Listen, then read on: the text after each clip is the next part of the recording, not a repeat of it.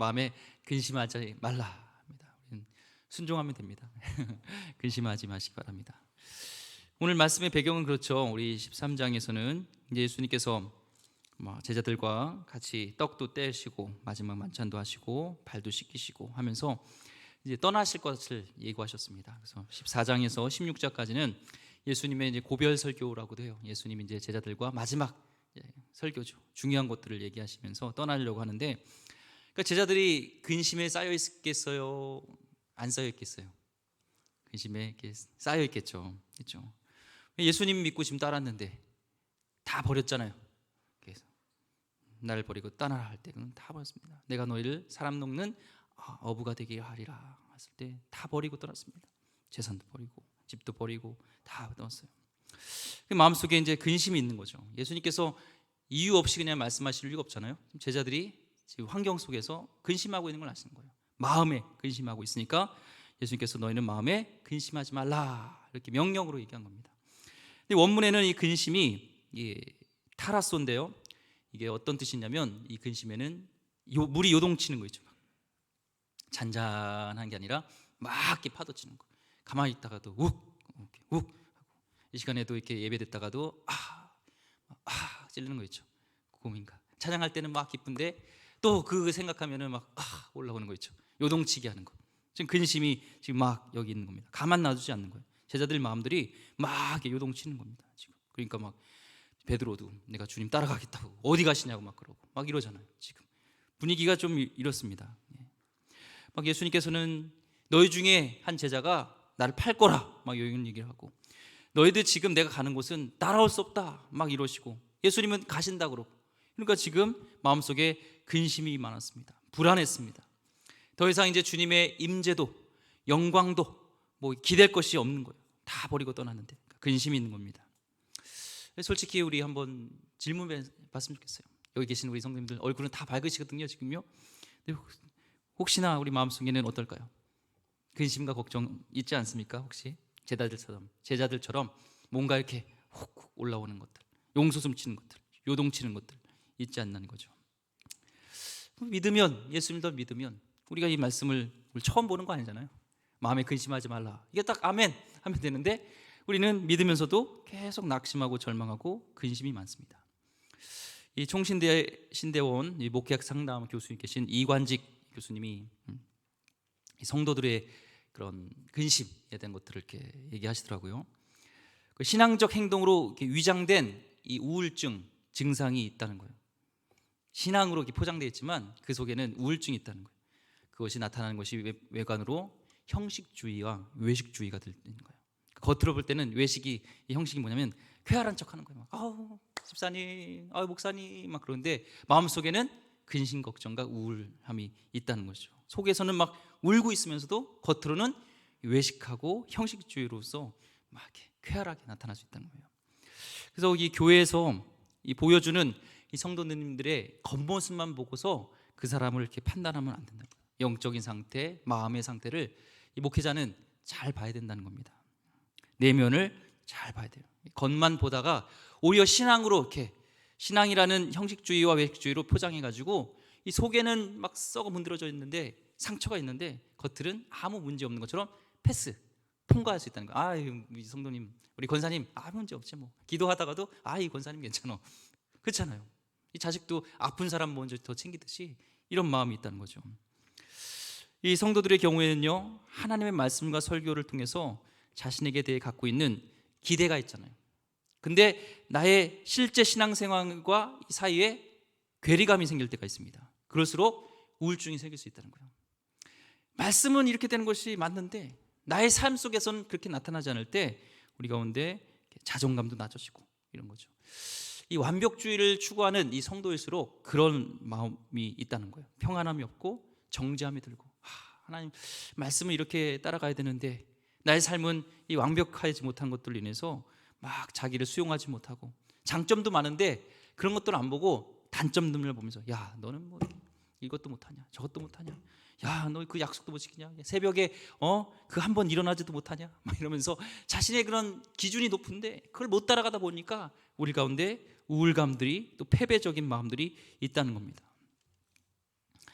이렇게 우울증 같은 것들, 이런 뭐 임상적인 우울증 같은 것들은요, 정신의학적인 치료 또 심리 치료에서 잘 반응할 수도 있는데, 더 문제는, 우울증보다 더 문제는 이 절망이라는 거예요. 이 절망은 어떤 정신의학적인 치료와 심리 치료 뭐 이런 것들로도 잘 반응이 안 된다는 겁니다. 우리 신앙인들, 특히 믿는 자들의 신앙인의 그 깊은 우울증의 그 기적, 그 밑바닥에서는요, 바로 더 중요한 것은 이 절망이 있다는 거예요. 절망이라는 이슈가 자리 잡고 있어서 그것이 우울감으로, 우울증으로 나타나는 것이죠. 그래서 이상과 아까 얘기했듯이 현실과 뭔가 차이가 날 때, 신앙에서도 그렇고 우리 삶 가운데도 그렇고, 내 이상은 이렇게 하고 싶은데 그러지 못할 때 우리 가운데 우울감, 더 나가서 절망 속에 온다는 거죠. 이 코로나19로 인해서 또 여러 가지 삶 속에서, 위협 속에서 우리는 희망을 잃어가고 또 불안하고 절망 속에서 살아가는 것이 우리의 모습이라는 겁니다. 저도 그래요. 저도 목사라고 하면은 염려 근심 없죠, 목사님? 아닙니다. 저도 솔직히 얘기하는 거예요. 염려가 있고요, 근심이 많습니다. 이 교수님이 언급했듯이요, 말씀과 저희 삶이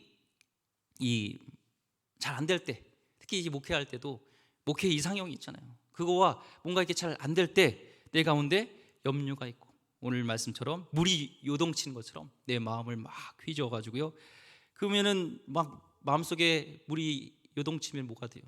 잠을 잘 못 자죠. 근심과 걱정이 있으면. 근심과 걱정이 있으면서 잘 주무시는 분 있나요? 없죠. 이 근심 걱정되면요, 특징이요, 잠을 못 자요. 왜요? 계속 소동치니까, 생각을 하니까, 계속 그거에 대해서 묵상을 하다 보니까 잠을 못 잡니다. 저도 그 근심의 걱정에 빠지면요, 그러다 보면 잠을 못 자고 그럴 때가 있습니다. 이 보통 우리에게 있어서요, 근심 걱정이 빠지게 되는데, 그 근심 걱정에 크게 네 가지 이 카테고리가 있습니다. 첫째는요, 우리의 근심 중에 큰 카테고리 하나가 의식주 문제라는 거예요. 이 생존과 관련된 우리의 생활이 뭔가 원하는 대로 풍요롭지 않을 때 우리 가운데 근심 걱정이 온다는 겁니다. 둘째는요, 일과 이 사업 때문에 걱정이 되는 거예요.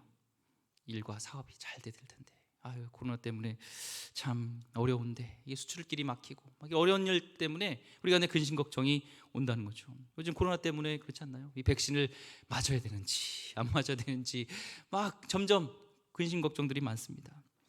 또한 세 번째는요, 이게 자식 걱정이에요. 자식 때문에라는 거예요. 자식이 잘 되면 걱정합니다. 자식이 잘 안 되면 걱정합니다. 부모님은 잘 돼도 걱정, 안 돼도 걱정. 여러 자식 중에 한 명만 잘 돼도 걱정, 쟤만 잘 돼도 안 되는데, 이렇게 해도 걱정, 저래도 걱정. 우리 권사님들 자식을 위해 많이 기도하잖아요. 제가 예언하는데요, 잘 돼도 걱정돼요. 안 돼도 걱정이고요, 자식 문제는 다 걱정입니다.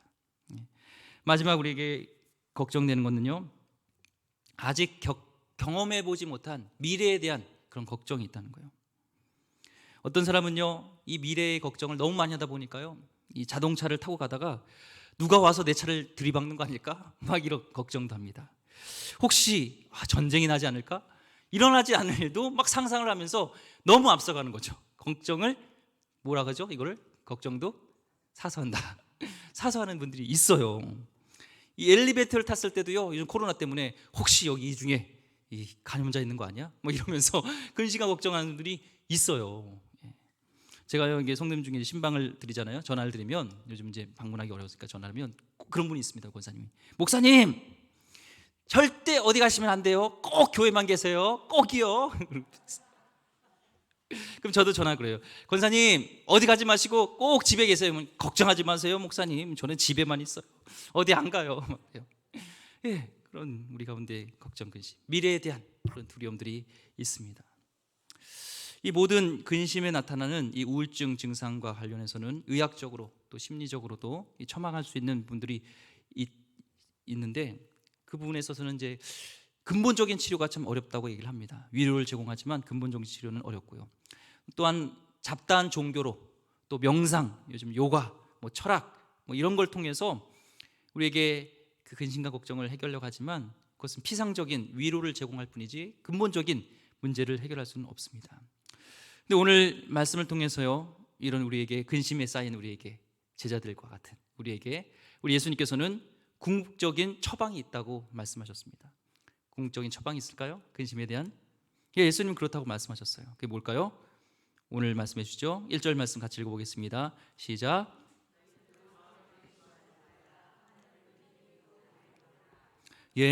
너희 근심하지 마는데요, 누구를 믿으라고요? 하나님 믿으면 됩니다. 우리 이 마음에, 여기 보면 마음이죠. 마음, 마인드. 우리 할 때 마음은 어디 있어요? 우리 마음은 여기 있죠. 근데요, 이 영어라지 이 서양권에서는 마음 하면 어디 있냐면 여기 있어요. 왜 이 영어 이게 heart이 아니라 mind거든요. mind. 생각이에요. 사실 생각이 우리를 계속 지배하는 거죠. 그러니까 한마디로 나 자신을 믿으면서 계속 내가 뭔가 해보려고 하면은 우리는 근심이 쌓인다는 겁니다. 근데 예수님과 하나님을 믿으면 근심하지 않는다는 것을 심플하면서도 진리를 지금 말씀하신 것이죠. 마음에 근심이 생기면 불안해하지 말고 믿으려고 생각해야 되는 거예요. 나에게 근심이 왔다. 이거는 믿음이 없구나. 하나님을 내가 지금 어떻게 하는 거예요? 신뢰하지 않는 거구나. 이렇게 생각하고 믿음을 달라고 기도해야 되는 것이죠. 예수님께서는요, 마태복음 6장 26절 말씀에 비유로 말씀하셨습니다. 비유를 통해서 삶 속에서 예수님께서는 쉽게 하나님의 뜻을 전달했잖아요. 6장 26절에 보면은 공중의 새를 얘기합니다. 공중의 새를 보라, 심지도 않고 거두지도 않고 창고에 몰아들이지도 아니하되 너희 하늘 아버지께서 기르시나니 너는 이것들보다 귀하지 아니하냐 말씀하시고요. 또 넘어가서 28절에 보면 또 뭐를 비유해서 얘기하면 백합화를 얘기하는 거예요. 너희가 어찌 의복을 위하여 염려하느냐? 들의 백합화가 어떻게 자라는가 생각하여 보라. 수고도 아니하고 길쌈도 아니하느니라. 이게 말씀하시는 거예요. 지금 왜 예수님께서는 새와 또 백합화를 얘기하냐? 저들의 믿음을 보라는 거예요. 새와 이 백합화에도 믿음이 있을까요? 네, 믿음이 있습니다. 새와 이 백합화 무슨 믿음이 있냐면 절대 자기네들은 미래는 내일은 내가 못 먹을 것이다. 내일 내가 꽃이 못 필 것이다. 이런 게 없어요. 새와 이 백합화는 그대로 하나님께서 말씀하신 대로 그냥 살아간다는 거예요. 걱정 없이 그는 살아간다는 겁니다. 하물며 이 새에도 믿음이 있고 백합화에도 믿음이 있는데 자녀들의 믿음은 어때야 된다는 거예요. 너희들은 이런 새들보다 백합화보다 더 귀한데 그들도 하나님께서 창조하신 피조물로서 그들은 하나님께 맡기고 인생을 그렇게 살아가는데, 인생이라 좀 뭐하지만 꽃생, 화생, 또 뭐예요? 조생이죠. 너희들은 인생이다. 하나님의 형상을 닮은 자녀들인데 너희들은 뭐 또 걱정하느냐 하는 것이죠. 백합화 새를 비유로 말씀하신 것은요, 내일을 염려하지 말라는 거예요. 우리들은 분명히 저들보다 귀하다는 거예요. 이제 봄이 되면요, 산에들의 꽃이 필 겁니다. 꽃을 보면서, 새를 보면서 나는 저들보다 귀한데 하나님께서 안 책임주시겠어? 저들도 때가 되면, 봄이 되면 저렇게 피어나는데 하물며 우리 인생 하나님께서 빚값 주고 사신 우리 인생을 하나님께서 책임지지 않겠냐라는 그 믿음이죠. 나에게 근심은요, 사실은요 다른 데 있는 게 아니에요. 하나님을 안 믿는 거예요. 새들만큼도, 꽃만큼도 우리는 하나님을 믿지 않는 것이죠. 오늘 우리 가운데 저도 이 말씀을 묵상하면서 내가 근데 왜 불안하지? 막 그런 것들을 생각할 때 하나님을 믿지 않기 때문이구나. 근본 이 말씀을 묵상했습니다. 다시 한번 우리 성도님들 우리 말씀을 묵상하면서 마음에 우리 생각입니다. 근심하지 마시고요. 나를 의지하지 마시고 백합화 또 새들을 키우시는 우리 하나님을 신뢰하시기를 소망합니다. 저들보다 우리는요 분명히 귀합니다. 비교할 될 정도가 아니라 우리는 귀합니다.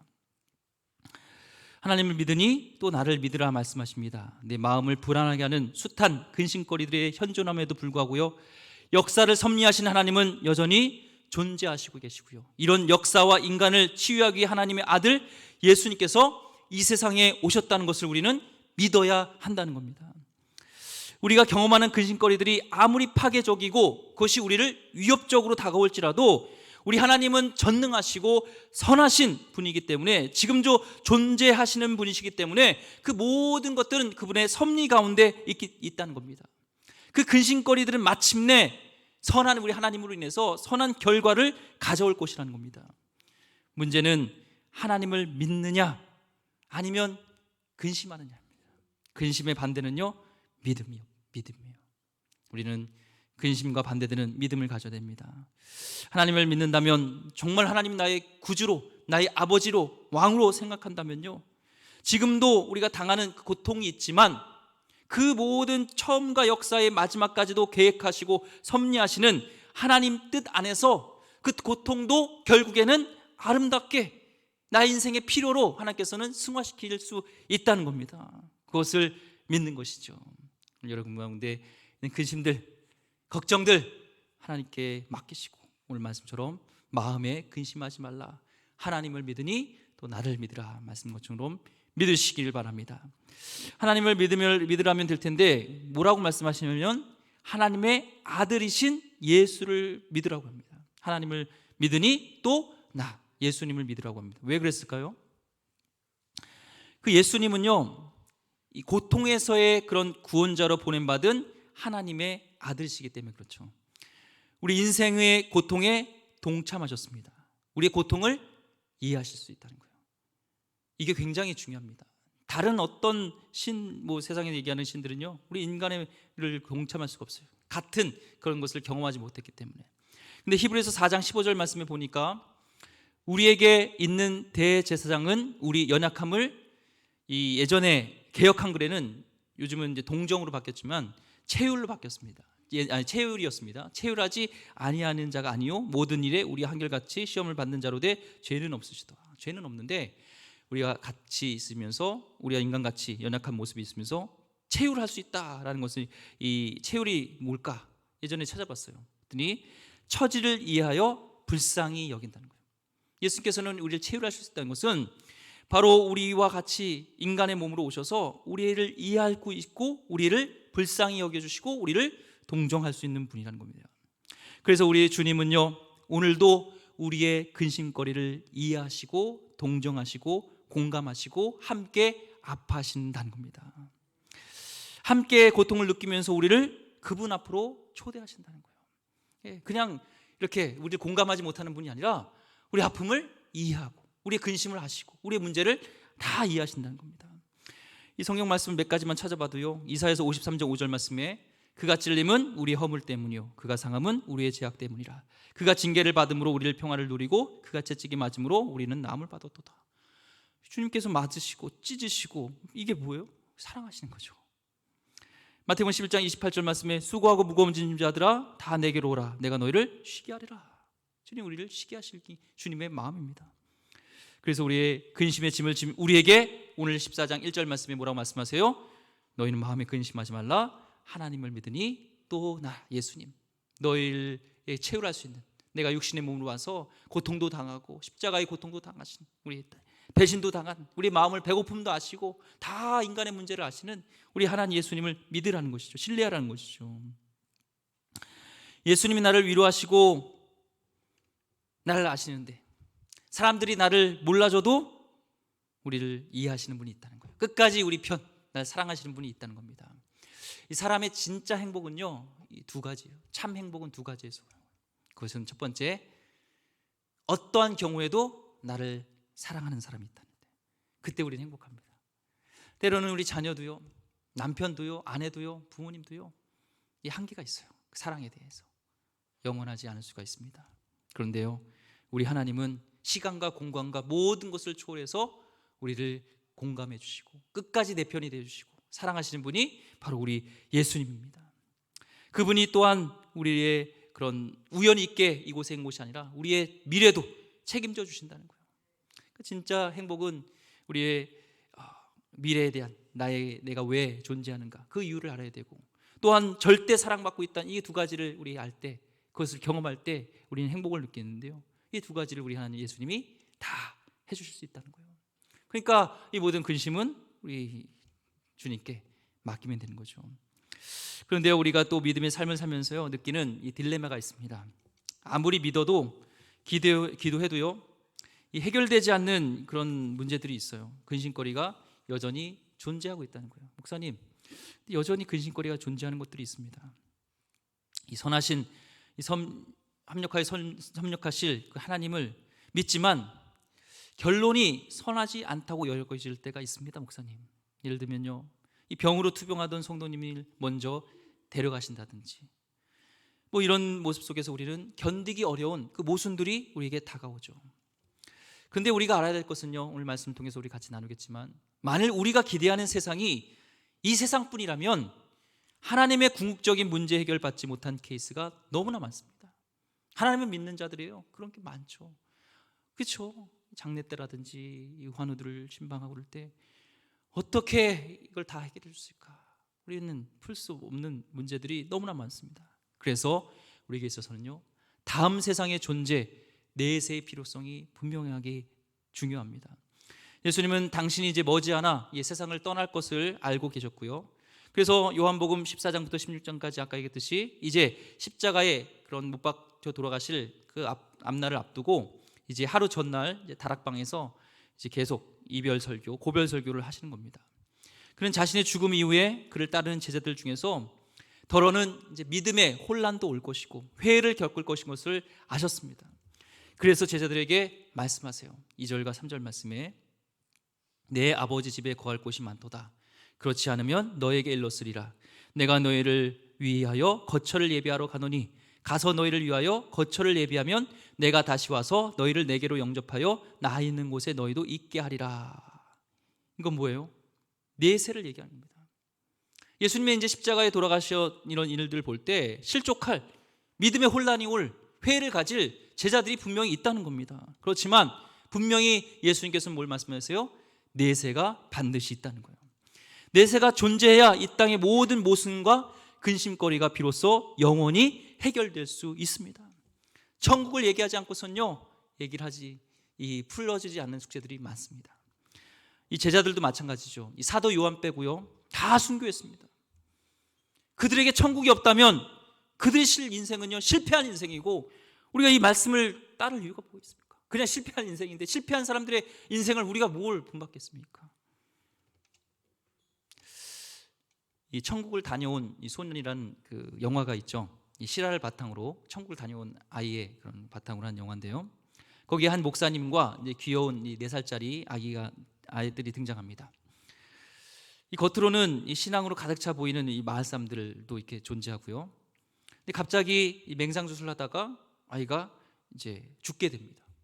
이제 이 바이탈 사인이 끝난 거예요. 거의 이제 죽었죠.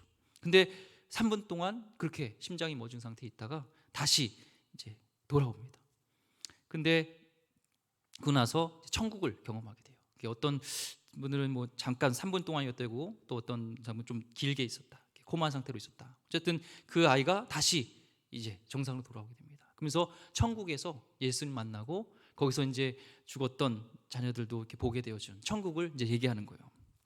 천국을 얘기하는데요, 웃긴 건요, 이 아버지 목사님이 첫 번째 잘 안 믿어요. 아버지네, 천국을 얘기했던 목사님인데요. 또 아이의 무사 귀환을 주님께 기도했던 그 신앙을 가졌다는 이 성도들이요, 그 아이의 천국에 대한 것들을 안 믿습니다. 아니, 믿지 않는 것이 아니라 이 천국을 부정합니다. 있지 않은 것을 있다고 거짓말하는 것으로 생각합니다. 막 천국을 얘기하면서도, 기도하면서도 그걸 믿지 않았다는 거예요. 우리에게 던지는 질문이 있어요. 여러분들의 생각은 어떻습니까? 혹시나 4살짜리 아이가 천국에서 예수님을 봤다고 얘기한다면 우리도 혹시 야, 그런 거짓말 하지 마, 그러지 않을까요? 근데 분명히 우리 예수님은 말씀합니다. 내세가 천국이 있다는 거예요. 여기서 다 풀어지지 못할 그 근심거리가요, 천국을 우리가 생각한다면 그 근심거리가 해결될 수 있다는 것이죠. 풀 수 없는 숙제들이 다 해결될 수 있다는 겁니다. 제자들에게도요, 이 천국까지 얘기하시면서 모든 근심은 주님께서 다 해결해 주십니다. 인간도요, 사람도 어느 정도 인격을 갖추면요, 말을 함부로 하지 않습니다. 목사인 저도요, 목사란 신분 자체로 있어서 약속을 안 할 거면 잘 안 합니다. 아니, 안 해야죠. 강단에서 하는 말들은 지켜야죠. 그렇죠? 함부로 얘기하지 않는데, 하물며 진리이신 우리 예수 그리스도께서요, 왜 없는 것을 있다고 거짓으로 말씀하시겠습니까? 우리 예수님 믿으시죠? 그럼 예수께서 말씀하셨던 이 내세에 대한 것들이 분명히 존재합니다.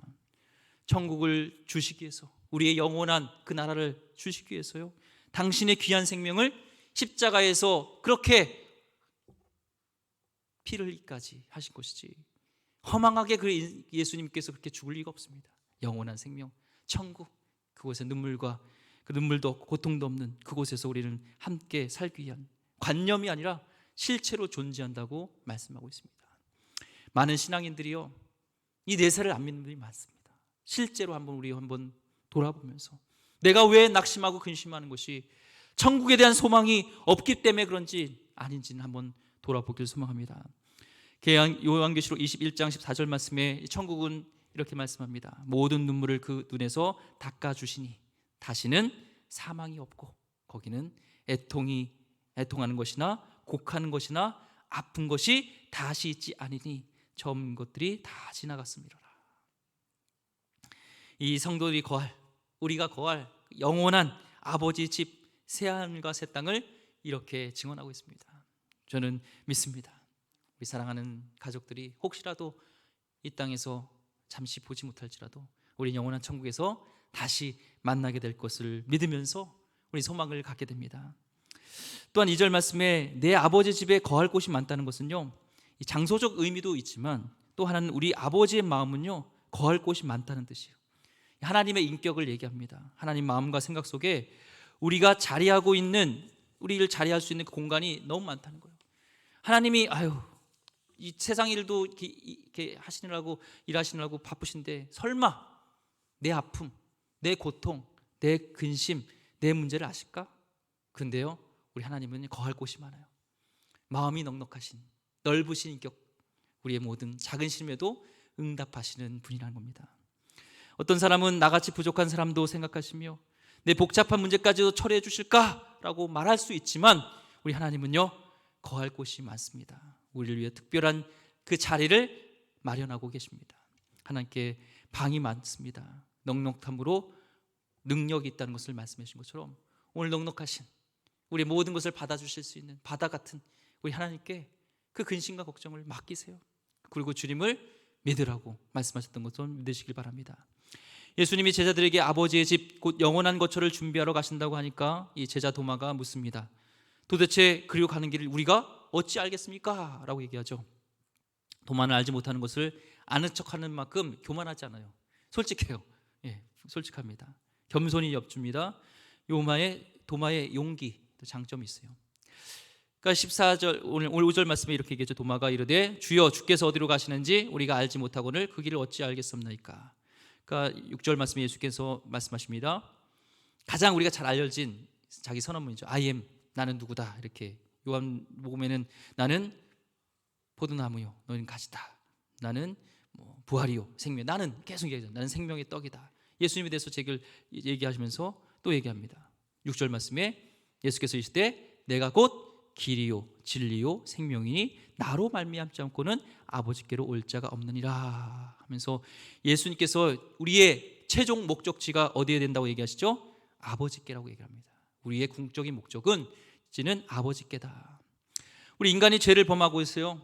이 타락할 때 잃어버린 것이 있습니다. 그것은 하나님, 우리 아버지, 우리를 창조하신 그분께 가는 길을 잃어버렸습니다. 우리 죄로 인해서요, 참되신 우리 하나님과의 교제를 상실하는 순간 이 거짓의 아비, 이 마귀를 따르는 자가 되었습니다.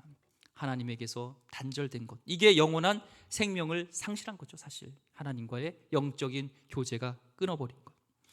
예수님이 그런데요, 우리의 범죄로 인해서 이 끊어버렸던 하나님과의 교제, 이 길을 예수님께서 대신 십자가에서 피를 흘리심으로 인해서 대신 심판받음으로 인해서 용서를 우리가 받고 하나님께 나가는 길이 되어졌다는 겁니다. 우리 인생을 돌아보면요, 고작 해야 70에서 80, 많게는 90, 100 살겠죠. 살다가 흙으로 돌아갈 인생이 우리 영원하신 아버지의 목적으로 삼지 아니한다면 우리 인간보다 더 허망하고 험한 존재가 어디 있겠습니까? 또한 우리가 해야 할 일은요, 예수님만이 하나님 아버지께로 가는 유일한 길을 전하는 겁니다. 그 생명을 전하는 겁니다. 그들 동안 삶의 목적이 그래서 하나님 아버지에게 대하는 것이죠. 말씀을 정리하겠습니다. 그 길, 그 진리, 그 생명 되신 예수님이 우리 인생의 길에 함께 하신다면 무엇이 근심하겠습니까? 그 예수님은 오늘 우리의 모든 방황, 모든 근심의 궁극적 처방이십니다. 오늘 말씀을 붙드시기 바랍니다. 너희는 마음에 근심하지 말라. 하나님을 믿으니 또 나를 믿으라. 이 말씀을 붙드시는 귀한 성도 되기를 주의 이름으로 축원드립니다. 기도하겠습니다. 하나님, 그렇습니다. 우리 마음속에 제자들과 같이 요동치는 마음, 근심이 있었습니다. 걱정이 있었습니다. 두려움이 있었습니다. 절망이 있었습니다. 하나님, 이 시간에 주님을 신뢰하지 못했던 것들을 내려놓고 주님을 신뢰하며 다시 한번 주님을 더 알아가는 귀한 시간 되게 허락하여 주시옵소서. 또한 우리의 영원한 천국이 있다는 것을 믿으면서 우리 주님을 바라보면서 또 주님을 모르는 영혼들에게 진리신, 길이신 우리 예수님을 소개하여서 궁극적인 목적이 우리 하나님께 갈 수 있도록 인도하는 귀한 아버지, 그런 길이 될 수 있도록, 그런 우리의 축복의 통로가 될 수 있도록 이끌어 주시옵소서. 귀하신 예수 그리스도 이름으로 기도드립니다. 아멘. 우리 찬양 예수 늘 함께 하시네, 우리 찬양 부르시면서 함께 나가도록 하겠습니다.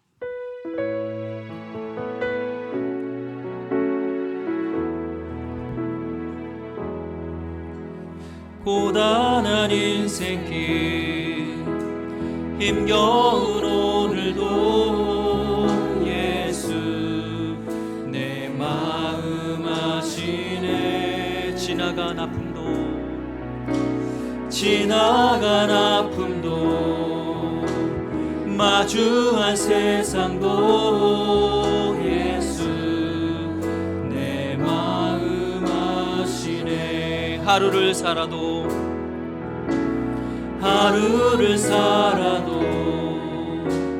기쁨으로 가리 예수 늘 함께 하시네. 아멘. 후회도 염려도